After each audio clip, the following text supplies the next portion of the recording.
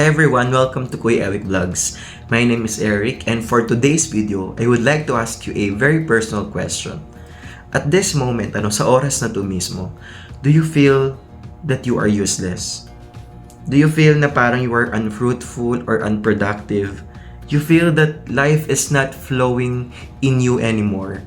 In other words, you feel barren. So if you are feeling these things, this message is for you. Today, I'll be sharing these 4 verses from 2 Kings chapter 2, verses 19 to 22. So ito yung first miracle na ginawa ni Elisha nung siya ay naging prophet. At sabi sa verse 19, let me read 2 Kings chapter 2, verse 19. Sabi dito, the men of the city said to Elisha, "Look, our Lord, this town is well situated, as you can see, but the water is bad and the land is unproductive." So, some people came to the prophet at sinasabi nila na etong lugar naman na ito is in a good place. By the way, it is in Jericho. Ang ginamit ng description is well situated. Ibig sabihin, geographically, maaring maganda yung kanilang location. And here, there's an emphasis. Sabi doon, as you can see. So, in their naked eye, very obvious sa kanilang paningin na maayos naman yung lugar. No? Again, it's well situated, as you can see, ang sabi ng mga tao kay Prophet Elisha. But then, the verse continues by describing the real situation of the place. Ang sabi doon, but the water is bad and the land is unproductive. So, there is something wrong about the waters that they were using or yung tubig na nandoon. We all know that water is very important. It's very important especially sa agriculture or for drinking, diba? Pero ang problema dito is the water is bad, sabi sa NIV. In other words, it is not in a good situation. It is not useful. Kaya nga, it resulted doon sa land nila that the land is unproductive. Yung po yung sinasabi sa verse 19. So ito yung situation ng land, no? Contrary siya doon sa una na they are in a parang sabi doon, well situated, But sabi doon, the water is bad and the land is unproductive. And then in verse 20, sabi doon, bring me a new bowl, he said, and put salt in it. So they brought it to him. And in verse 21, tinapon ni Elisha yung salt na nandoon sa bowl, doon sa water. At sabi doon sa verse 21, sa last part, this is what the Lord says. So suddenly dumating yung salita ng Panginoon, Sabi doon, I have healed this water. It's not the salt, it's not Elisha, it's not the bowl, but sabi doon, it is the Lord who healed this water. Healed means from the situation na yung water is bad, I believe it was better, naging okay na siya. It can now be used for better purposes, Kaya nga, the Lord did something here that He really healed this water, na very unfruitful, ganon. At ang sabi din doon, never again will it cause death or make the land unproductive. Earlier, before this miracle happened, the water is bad and it made the land unproductive. But the Lord promised na since the water is now healed, it was now healed, what will happen is wala nang kamatayan. There is no more death.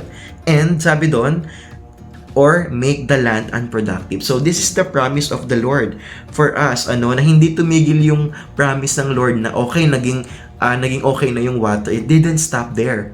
From now on, this water na inayos na ng Panginoon, it will not bring death anymore, but life will be flowing because of this water. There will be fruits, there will be fruitfulness, there will be usefulness, productivity, dahil sa ginawa ng Panginoon dito. And sabi din sa verse 22, another promise of the Lord, and the water has remained wholesome to this day, according to the word Elisha had spoken. I don't know kung gaano katagal yung water ay bad before Elisha did these things.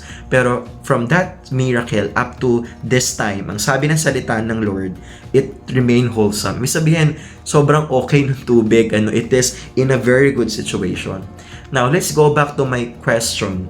Maaring you feel useless, you feel unfruitful, barren, unproductive, But the promise of the Lord for this vlog is this.